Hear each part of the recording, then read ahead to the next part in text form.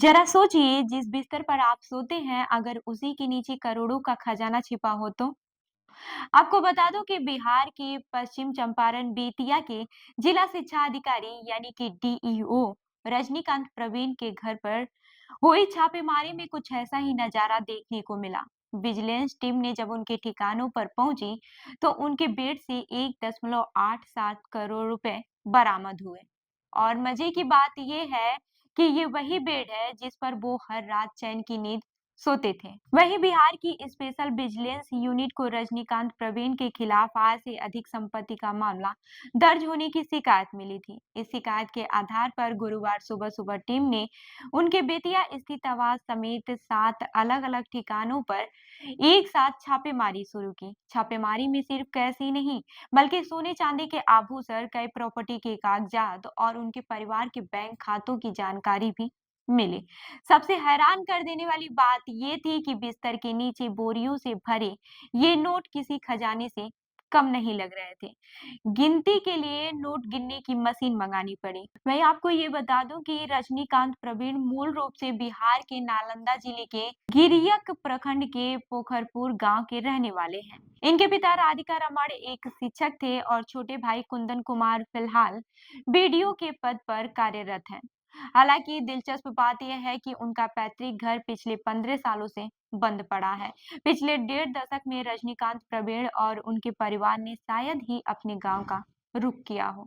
कभी कभार पूजा पाठ के लिए आते थे लेकिन 1 से 2 दिन रुककर वापस लौट जाते थे। उनकी पत्नी डॉक्टर सुभाष कुमारी भी काफी चर्चाओं में है। दरअसल उनके नाम पर दरभंगा जिले में एक स्कूल फ्रेंचाइजी होने की बात सामने आई है, जहां पर छापेमारी भी की गई। आपको मैं ये भी बता दूं कि डॉक्टर सुषमा कुमारी पहले संविदा शिक्षक थी, लेकिन बाद में उन्होंने नौकरी छोड़कर स्कूल की निदेशक की भूमिका संभाली। उनकी संपत्ति और बैंक खातों की जांच की जा रही है। छापेमारी में उनके बच्चों के नाम पर भी बड़ी रकम एफडी मिली है। वहीं रजनीकांत प्रवीण 2005 बैच के अधिकारी हैं और उन्होंने बिहार के अलग-अलग जिलों में अपनी सेवाएं दी है, चाहे दरभंगा हो या फिर समस्तीपुर। उन्होंने हर जगह अपनी छाप छोड़ी, लेकिन लगता है कि ये छाप शिक्षा से ज्यादा संपत्ति पर थी। वहीं विजिलेंस की माने तो उनके खिलाफ आय से अधिक संपत्ति अर्जित करने की शिकायतें लंबे समय से मिल रही थी। छापेमारी में मिली संपत्ति इस बात की ओर इशारा करती है कि रजनीकांत ने अपनी नौकरी के दौरान काफी गड़बड़ियां की हैं। हालांकि इस खबर के सामने आते ही सोशल मीडिया पर लोगों की प्रतिक्रियाएं भी आनी शुरू हो गई हैं। किसी ने लिखा, शिक्षा का ऐसा भंडार देखा नहीं, तो कोई बोला ये असली सोने की चिड़िया।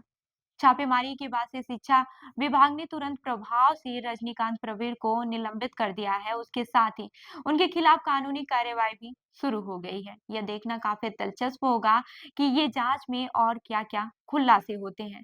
ये घटना सिर्फ एक व्यक्ति की नहीं बल्कि पूरे सिस्टम पर सवाल खड़ा करती है।